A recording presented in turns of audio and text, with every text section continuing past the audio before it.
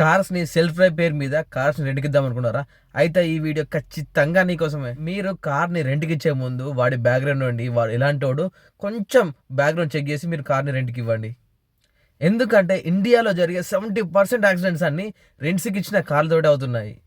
ఎందుకంటే వాడు మన జస్ట్ 1000 నుంచి 15 మనకి ఇచ్చి కార్ని తీసుకెళ్ళి రఫ్ అండ్ టఫ్గా వాడతాడు అండ్ కార్ని నాశనం చేస్తాడు. ఎందుకంటే వాడిది కాదు కదా కార్. వాడు 100 నుంచి 150 వెళ్ళి ఏ పోలుకో డివైడర్ గుద్దినా ఎలాంటి ప్రాబ్లం లేదు నాకు. కానీ జాగ్రత్తగా కామన్ పీపుల్ వెళ్తారు కదా, వాళ్ళకి గుద్ది జరిగితే అసలైన ప్రాబ్లం అప్పుడు స్టార్ట్ అయింది. నేను ప్రతి ఒక్క సెల్ఫ్ డ్రైవ్ గురించి మాట్లాడట్లే. కొన్ని కంపెనీస్ ఉన్నాయి ఆర్గనైజ్గా వాళ్ళు బ్యాక్గ్రౌండ్ చెక్ చేసి ఇస్తారు. కానీ కొందరు మాత్రమే ఇలా 1000 రూపీస్కి 1500కి కక్కుర్తి పది వాళ్ళ దగ్గర 3-4 కార్స్ ఉంటాయి కదా, వాళ్ళు ఈఎంఐస్ కట్టాలని వాళ్ళు ఎవరికి పడితే వాళ్ళకైతే సెల్ఫ్ డ్రైవ్ కార్ ఇస్తారనమాట. సో నెక్స్ట్ టైం మీరు ఎవరికైనా కార్ రెంట్కి ఇచ్చే ముందు మినిమం బ్యాక్గ్రౌండ్ చెక్ చేయండి. అండ్ మీరు ఎవరి దగ్గర కార్ తీసుకుంటున్న ముందు కూడా మీరు కూడా మినిమం కార్ని చెక్ అయితే చేయండి అనమాట. సో ఇలాంటి కార్ రేట్ ఇన్ఫర్మేషన్ మీకు మన తెలుగులో కావాలనుకున్నా మీకు తెలుసుగా ఏం చేయాలో పేజ్ని వెంటనే ఫాలో చేయండి. అండ్ అక్కడ లైక్ బటన్ ఉంటుంది కదా, దాన్ని క్లిక్ చేయడం వల్ల నాకు ఇంకా బూస్ట్ అవుతుంది ఇంకా మరిన్ని వీడియోస్ చేయడానికి.